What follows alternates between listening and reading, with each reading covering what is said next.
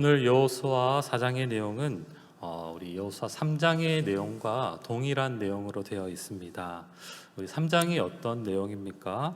바로 요단강을 건너는 이야기라고 할 수 있습니다. 요단강을 건널 때에 언약궤를 맨 제사장이 요단의 물을 발을 담글 때 요단의 물이 상류에서부터 끊어지고 이스라엘 백성들은 마른 땅이 된 그 요단을 건널 수 있었던 것이죠. 이스라엘 백성은 이제 요단을 건너갔습니다. 그래서 오늘 4장 내용도 3장 내용과 같은 사건에 대한 이야기라는 거 알고 계시고, 그러므로 이스라엘 백성이 요단을 건너는 이야기라고 할 수 있습니다. 오늘 잠시 본문 1절부터 7절까지의 말씀을 함께 살피겠습니다. 먼저 1절 말씀입니다. 그 모든 백성이 요단을 건너가기를 마치매 여호와께서 여호수아에게 말씀하여 이르시되 2절 백성의 각 지파에 한 사람씩 12사람을 택하고. 이제 이스라엘 백성이 요단강을 다 건넜습니다. 건너가기를 마치고 이제 여호와께서 여호수아에게 먼저 말씀하시는 장면입니다. 백성 중에 각 지파에 한 사람씩을 택하라, 이렇게 말씀하고 있죠. 그런데 이 명령은요, 지금 요단강을 건너고 나서 처음 하는 말씀이 아닙니다. 이미 건너기 전에도 명령하셨던 말씀입니다. 3장 12절 말씀인데요. 이제 이스라엘 지파 중에서 각 지파에 한 사람씩 12명을 택하라. 건너가기 전에도 명령하셨고 건너간 후에도 명령하시는 내용입니다. 그만큼 중요한 내용이기에 하나님이 다시 명령하고 있는 것이죠. 어떤 명령을 했습니까? 12지파의 각 지파에 한 사람씩을 택하고 그 지파의 한 사람씩에게 뭐라고 명령하셨습니까? 3절 내용입니다. 그들에게 명령하여 이르기를 요단 가운데 제사장들의 발이 굳게 선 그곳에서 돌 12를 택하여 그것을 가져다가 오늘 밤 너희가 유숙할 그곳에 두게 하라 하시니라. 아멘. 이스라엘 백성이 요단을 어떻게 건너갔습니까? 요단을 건너는 방식은요, 제사장이, 언약궤를 맨 제사장이 먼저 요단에 들어가고 그때 요단의 물이 멈췄습니다. 그리고 제사장은요, 먼저 쭉 요단강을 건너가는 것이 아니라 요단강의 한 가운데 서서 언약궤를 메고 마른 땅이 되게 하셔서 이스라엘 백성이 다 건널 때까지, 그 수많은 이스라엘 백성이 건널 때까지 언약궤를 맨 제사장들은 요단강 한 가운데 서 있었습니다. 그리고 건너가는데 지파별로 택함 받은 12명은요, 제사장이 선 요단강 가운데 있는 돌을 어깨에 매라고 지금 말씀하시는 거죠. 그 돌을 가지고 오늘 유숙할 곳, 바로 길갈에 두고 기념비를 세우라고 말씀하시는 겁니다. 정리하면 제사장이 선 요단 한가운데에서 지파별로 돌을 12개를 택해서 오늘 묵게 될 길갈로 가져가 기념비를 세우라는 말씀이 오늘 여호수아 4장의 말씀입니다. 지금 1절에서 3절까지의 내용은요, 하나님이 여호수아에게 명령하신 내용이고요, 4절부터 7절까지는 동일한 내용인데 하나님의 이 명령을 여호수아가 백성들에게 명령을 전달하는 장면이 나옵니다. 4절, 5절 말씀입니다. 여호수아가 이스라엘 자손 중에서 각 지파에 한 사람씩 준비한 그 12사람을 불러 그들에게 이르되 요단 가운데로 들어가 너희 하나님 여호와의 궤 앞으로 가서 이 이스라엘 자손들의 지파 수대로 각기 돌 한 개씩 가져다가 어깨에 매라. 앞에서와 동일한 내용을 가지고 하나님으로부터 받은 명령을 여호수아가 이스라엘 백성에게 그대로 명령하는 장면이 나옵니다. 12지파가 12돌을 가지고 나오게 되는 거죠. 여기서 12이라는 숫자가 중요합니다. 이 12는 상징하는 숫자인데요, 하나님 백성 전체를 가리키는 숫자로 이 12이 사용되고 있습니다. 이스라엘 백성 지파는요, 정확히 따지면 지금 13지파죠. 요셉 지파가 에브라임 므낫세 2지파이기 때문에 레위 지파까지 합치면 13지파이지만 레위 지파는 여기서 지파에서 제외되는 것입니다. 레위 지파는 특수하게 하나님의 일을 감당하고 가나안 땅에서 땅을 분배받지 않고 그들이 맡은 제사의 임무를 감당하면서 하나님의 백성이 어떻게 살아가야 되는지를 보여주는 특수한 임무를 맡게 되므로 12지파에서 제외되고 나머지 12지파가 하나님 백성을 상징하는 숫자가 된다는 거죠. 그래서 하나님의 백성 전체를 가리킬 때 12를 성경은 사용합니다. 예수님이 제자를 뽑을 때도 12제자를 뽑았죠. 12라는 숫자가 이스라엘 백성의 정체성을 상징하기 때문에 12를 뽑은 거죠. 사도행전 1장에도 이제 가룟 유다가 결혼이 돼서 예수님의 제자가 11명이지 않습니까? 그래서 마띠아를 뽑는 장면이 중요하게 사도행전 1장에서 등장하고 있는 것입니다. 그래서 이스라엘 백성들을 잇는 그런 12제자로서 하나님의 백성임을 보여주는 것이라고 할 수 있습니다. 왜 하나님은 이 12지파가 택한 12돌을 지금 길갈에 세우라고 하시는 걸까요? 이것을 통해서 하나님은 하나님의 백성 전체가 무엇인가를 기억했으면 좋겠다라는 마음이 있었던 거죠. 6절 말씀입니다. 이것이 너희 중에 표징이 되리라. 이 돌이 너희에게 표징이 되리라 말씀하는 거죠. 표징이라는 말은 어떤 일의 진실성을 입증하는 사건이나 징표 또는 물건을 얘기합니다. 이 돌들을 보고 알 수 있도록, 이 돌들을 보면 무엇인가를 알릴 수 있도록 입증하는 것, 그것이 바로 표징이죠. 6절, 7절에서는 이렇게 말씀합니다. 후일에 너희 자손들이 물어 이르되 이 돌들은 무슨 뜻이냐 하거든 그들에게 이르기를 요단물이 여호와의 언약궤 앞에서 끊어졌나니 곧 언약궤가 요단을 건널 때에 요단물이 끊어졌으므로 이 돌들이 이스라엘 자손에게 영원히 기념이 되리라 하라 하니라. 아멘. 이 길갈에 세운 12돌 기념비가 이제 표징이 되어서 후일의 후손들이 이 돌들이 무엇이냐 하고 물어보면요, 요단강을 건너는 경험을 하지 못한 후손들이 그 자손들에게 알려주라는 것이죠. 이 돌들은 요단물이 하나님이 요단물을 끊게 하신 그런 상징, 의미가 있다라고 알려주라는 것입니다. 이 돌들을 보고 요단을 건너게 하신 하나님의 역사를 알도록 기념이 되게 하라고 말씀하는 거죠. 단순히 한 번 기념이 되라는 게 아니고 오늘 본문에 보니까 영원히 기념이 되리라 하라 말씀하시는 거죠. 하나님의 백성, 이스라엘 백성이 이 요단을 건너서 약속의 땅, 젖과 꿀이 흐르는 땅, 가나안 땅에 들어가서 안식을 누릴 수 있도록 하신 하나님의 역사, 그것을 보여주도록 하는 게 이 길갈에 세운 12기념비라는 것입니다. 단순히 이 돌들, 그 요단강을 건넌 체험을 하고 기적을 체험한 이스라엘 백성뿐만 아니라 그 후손에게 대대로 그 하나님의 역사를 알도록 영원한 기념이 되리라 말씀하는 거죠. 그리고 이스라엘 백성들은 이 돌을 택해서 길갈에 실제로 돌들을 세우게 되는 것이죠. 그리고 실제로 이스라엘 역사 속에서도 이 길갈이라는 장소는 굉장히 중요한 장소입니다. 가나안 땅을 앞으로 정복하게 될 텐데 마치 베이스 캠프처럼 이곳에서 유숙하고 힘을 내고 그 다음에 전투를 행하고 전투가 끝나면 다시 길갈로 돌아와서 다음 전투를 준비하고 그러면서 계속 이스라엘 백성들은 이 돌들을 보게 되는 거죠.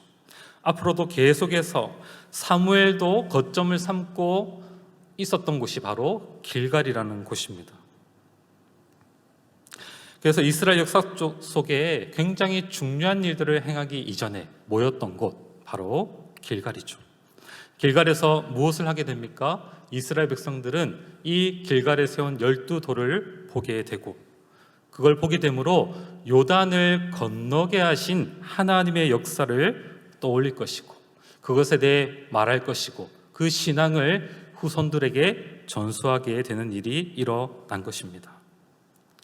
오늘 본문 여호수아 4장은 이 돌들에 대한 이야기들로 가득 차 있는 것을 보게 됩니다. 동일한 내용을 하나님이 먼저 여호수아에게 명령하시고 여호수아가 이스라엘 백성들에게 또 동일한 내용을 말씀하고 세 번째로 마지막에 이스라엘 백성들이 그 하나님과 여호수아의 명령을 그대로 행하는 돌 세우는 장면, 이것이 세 번이나 아니 더 이상 반복되면서 기념비 세운 이야기가 너무나도 중요함을 우리에게 말씀해주고 있습니다. 우리가 여호수아를 볼 때 사실 다른 이야기들이 더 유명합니다. 여리고성 전투, 아이성 전투, 그 이후에 이스라엘 백성의 정복 전쟁들, 그리고 그 가나안 땅을 나누는 지파 분배의 이야기들.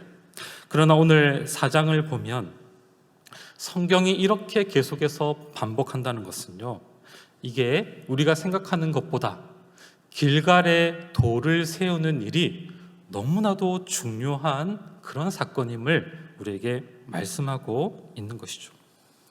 오늘 여호수아 4장을 통해 하나님이 우리에게 주시는 교훈을 두 가지로 생각해 봤습니다. 먼저 생각해 볼 수 있는 것은 바로 이 12돌이 무엇을 의미하는가라는 것입니다. 그리고 이 12돌이 우리에게는 지금 현대 신앙생활을 하고 있는 하나님의 백성인 우리에게는 어떤 의미가 있는가 하는 것이죠. 먼저 19절에 보시면요, 우리 다 같이 한번 읽어보겠습니다. 시작. 첫째 달 10일에 백성이 요단에서 올라와 여리고 동쪽 경계 길갈에 진침해. 이스라엘 백성이 길갈에 진치고 돌을 세운 시기가 언제인지를 성경은 강조해서 말합니다. 첫째 달 10일이라고 말씀합니다. 첫째 달이면 우리의 달력으로 3월 중순에서 4월까지의 기간을 말하는데 그들은 첫째 달을 니산월 또는 아빕월이라고 하며 기념으로 지킵니다. 그 니산월 아빕월 10일 하면 이스라엘 백성들에게는요, 딱 기억나는 게 하나 있었던 거죠. 그게 뭘까요? 출애굽기 12장 3절 말씀입니다. 너희는 이스라엘 온 회중에게 말하여 이르라. 이달은 니산월을 뜻합니다. 열흘에 너희 각자가 어린 양을 취할지니 각 가족대로 그 식구를 위하여 어린 양을 취하되. 이 니산월 14일에 유월절이 시작되는데 먼저 10일, 4일 전에 1월 10일에는 뭘 하냐면 이 어린 양을 택하는 날이 1월 10일입니다. 그래서 이 1월 10일은요, 유월절 준비가 시작되는 날이라고 할 수 있습니다. 지금 길갈에 12기념 돌비를 세우는 이때가 바로 유월절 준비가 시작되는 날인 것이죠. 지금 요단강을 건너는 그 기념 돌비를 세우는 그날이 지금 유월절과 연관이 있고 연결된다는 것을 말씀하고 있습니다. 또 이 기념 돌비가 의미하는 것은 또 한 가지 사건과 연결시키고 있는데요, 4장 23절 말씀입니다. 우리 함께 읽어보겠습니다. 시작. 너희의 하나님 여호와께서 요단물을 너희 앞에서 마르게 하사 너희를 건너게 하신 것이 너희의 하나님 여호와께서 우리 앞에 홍해를 말리시고 우리를 건너게 하심과 같았나니. 이 기념 돌비를 세운 것, 요단강 건너게 하는 이 기념이 홍해 사건과도 연결된다고 말씀합니다. 홍해를 건너게 할 때도 그 홍해의 바닥이 마른 땅이 되게 하셨고, 요단을 건널 때도 그 요단강 바닥이 마른 땅이 되게 하신 것이죠. 이 유월절과 홍해는요, 이스라엘 백성들, 대표적으로 하나님의 백성이 구원받은 사건을 가리키는 것입니다. 유월절에서는 결정적으로 애굽에 종살이하던 그 이스라엘 백성들이 대적으로부터 해방되어 그 종살이에서 해방되어 자유를 누린 것이 유월절 어린 양 사건이고, 그리고 홍해를 건너므로 이 대적들을 완전히 몰살시킨 사건. 그래서 유월절과 홍해는요, 우리가 처음 구원받았다는 그 의미, 하나님 백성의 구원의 의미를 우리에게 잘 알려주는 대표적인 사건이라고 할 수 있습니다. 우리에게는 어떤 의미가 있습니까? 유월절, 어린 양으로 상징되는 예수 그리스도의 십자가 죽음, 그것으로 우리는 구원을 받았고, 홍해 건너을 통해 죽은 자 가운데서 살리신 이 세례의 의미를 우리에게 잘 보여주는 것이죠. 이 모든 것이 우리 사람의 힘이나 노력, 능력이 아니라 하나님의 전능하신 능력으로 행하시고 우리는 은혜로 구원받았다는 것을 알려주는 것이죠. 이 유월절과 홍해 사건과 같이 이 요단을 건너는 것도 그런 관점으로 이해해야 된다고 우리에게 하나님이 말씀하시는 겁니다.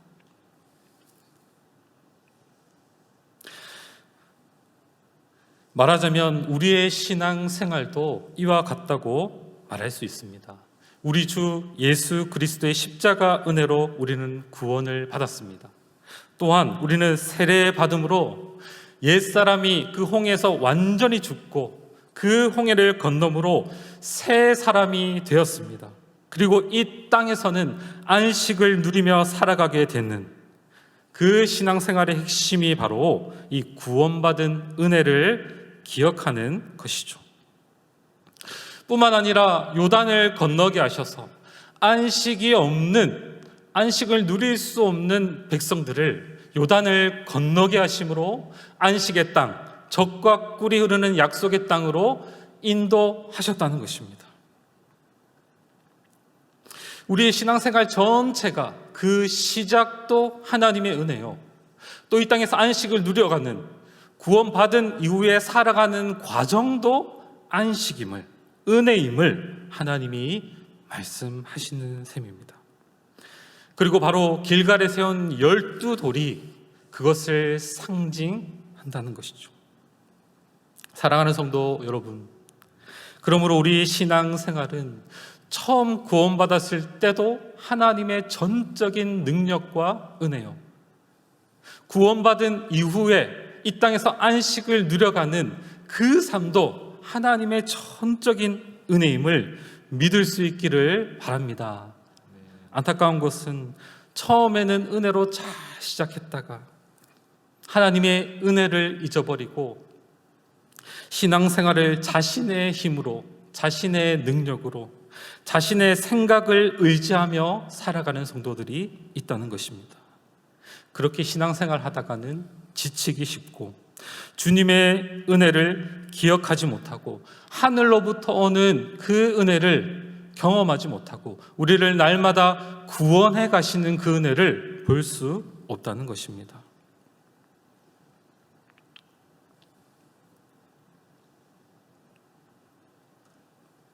우리 하나님께서는 우리를 구원하실 때도 모든 은혜로 하셨고 이 땅에서 살아가는 동안에, 우리가 신앙생활하는 그 동안에도 계속해서 우리를 구원해 가시며 안식을 주신다는 사실을 꼭 기억할 수 있는 우리 모두가 되기를 주님의 이름으로 축복합니다. 그 하나님을 의지하고 믿을 때 우리는 이 땅에서 하나님이 주시는 풍성한 것들로 누려가며 안식을 누려갈 뿐만 아니라 구원을 얻음으로 더 하나님께 가까이 가고 온전케 되어지는 복이 우리에게 있을 줄 믿습니다. 두 번째, 하나님은 기억함으로 신앙생활을 하기를 원하십니다. 우리에게 기억은 너무나도 중요합니다. 내가 나된 것, 지금까지 지내온 것은 우리의 지식, 알고 있는 지식이 우리 자신을 형성하는 것입니다. 그리고 어떤 기억은요, 앞으로 우리가 어떻게 살아갈 것인가, 그것을 알게 하고 살아가게 하는 힘을 주는 것도 기억이고 지식입니다. 그래서 현재 어떻게 살아갈 것인지, 앞으로 우리가 어떻게 살아갈 것인지 결정하는 것은요, 바로 다 우리의 기억에 달려 있는 것입니다. 우리의 신앙이 무너지는 이유도 무엇일까요? 영적으로 무지한 것이죠. 은혜 받았던 그 은혜를 잊어버릴 때 우리의 신앙은 무너지고 어려움을 겪게 되는 것입니다. 그래서 기억하는 것, 또 기념하는 것은 너무나 중요하다고 말할 수 있습니다. 하나님께서 어떻게 기억하게 하실까요? 만약 하나님이요, 이스라엘 백성과 똑같이 이 요단강 건너는 것을 체험하게 하셔서 우리로 기념하게 하신다면 그건 하나님의 방법이 아닐 겁니다. 우리 하나님은요, 이미 일어난 일에 대하여 증거하고 그걸 기념함으로 우리로 기억하게 하시는 거죠. 그런데 어떤 분들은 이렇게 얘기하시는 분들이 있습니다. 다시 지금 요단강을 건너는 기적을 행하여 달라고 하나님께 요청하는 거죠. 나 예수님을 너무 믿고 싶은데 예수님, 내 삶의 체험을, 기적을 하나 주시면 제가 예수님을 믿겠습니다. 성경의 사건들이 지금도 그대로 반복되어 나타나게 해주십시오. 그러면 제가 예수님을 믿겠습니다. 말하는 사람들이 있죠. 이 체험이 없으면 믿지 않겠다고도 말하는 분들이 있습니다. 그런데 그런 방법은요, 하나님의 방법이 아닙니다. 하나님이 우리를 이끄시고 인도하시며 복을 주시는 방법은요, 실제 있었던 구원 역사, 그것을 우리에게 알려주고 기억하고 잊지 않게 하는 방식으로 우리를 형성하고 우리의 신앙을 형성하고 신앙생활할 수 있도록 우리를 이끌어 가시는 겁니다. 그런 의미에서 우리에게 주신 것이 있죠. 여러분, 우리는 지금 길갈의 12돌도 볼 수 없고 홍해의 기적도 체험하지 않았으며 6월절 어린 양의 사건을 우리는 경험하지 못했습니다. 하지만 우리에게는 성경이 있습니다. 이 기록된 성경을 통해서 하나님을 알고 기념하도록, 하나님이 어떻게 큰 능력과 큰 손, 강한 손으로 전능하신 능력으로 우리를 이끌어 오셨는지, 그 하나님의 백성을 구원해 내셨는지, 어떻게 안식을 주셨는지를 우리에게 알려주고 기억하는 방식으로 믿음으로 살아가도록 하시는 것이죠. 우리가 성경을 가지고 다시 읽고 묵상하고 기념할 때 어떤 일이 일어납니까? 성령께서 역사하셔서 이 성경에 있는 문자들이, 이 사건이 생생하게 우리에게 들려지며 영적으로 체험한 것과 같은 그런 살아있는 언어로 우리에게 다가오게 하시는 것입니다. 성경의 말씀을 듣는 참된 하나님의 백성 신자는요, 죽은 말씀이 아니라 생생하게 살아있는 말씀으로 마치 체험한 것과 같이 이 성경을 듣고 읽고 아멘 하고 믿음으로 반응하며 살아가게 된다는 것입니다.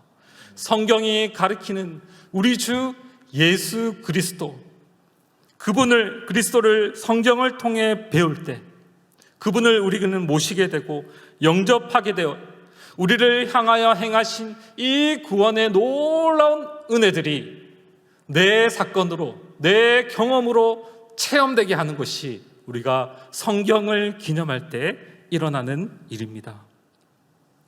여러분은 무엇을 기념하며 무엇을 바라보며 살아가고 있습니까? 어떤 분들은 복음을 얘기할 때 왜 똑같은 얘기를 반복해서 또 하고 수요일에도 듣고 주일에도 듣고 양육까지 해야 되나, 그런 말을 하는 분들이 있다고 들었습니다.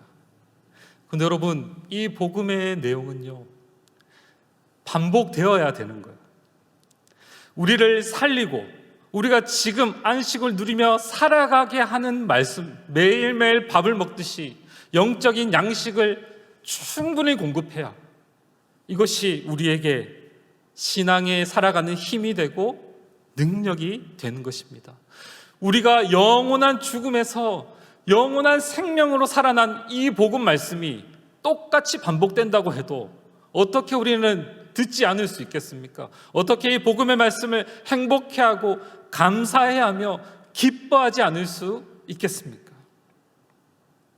사랑하는 여러분, 이 말씀을 읽고 하늘에서 오는 은혜와 위로를 누리며 살아갈 수 있기를 주님의 이름으로 축복합니다.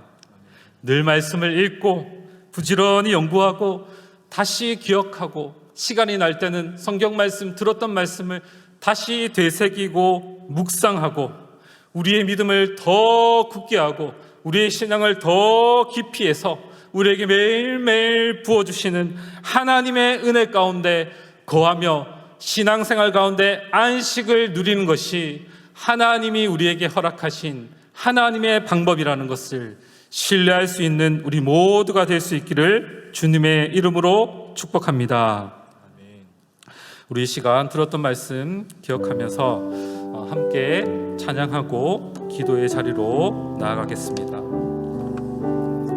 나의 가는 길 주님 인도하시네. 나의 가는 길 주님 인도하시네. 그름 보이지 않아도 날 위해 일하시네. 주 나의 인도자 항상 함께 하시네. 사랑과 힘 베푸시며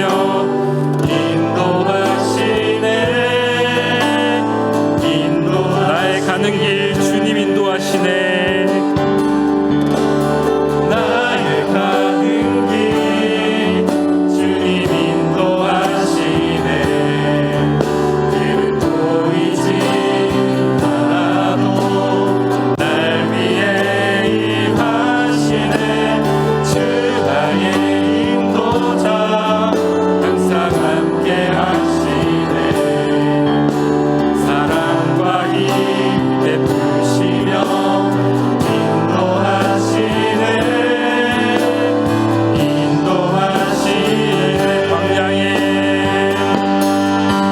광야에 길을 만드시고 날 인도해. 사막에 강 만드신 것 보라. 하늘과 땅별에도 주의 말씀 영원히 내 삶 속에 새 일을 행하리. 광야에 길을 만드시고 날 인도해. 사랑의 강 만드신 것 보라. 하늘과 땅별에도 주의 말씀 영원히 내 삶 속에 새 일을 행하리. 나의 가는 길 주님 인도하시네. 길은 보이지 않아도 날 위해 일하시네. 주 나의 인도자 항상 함께 하시네. 사랑과 힘 베푸시며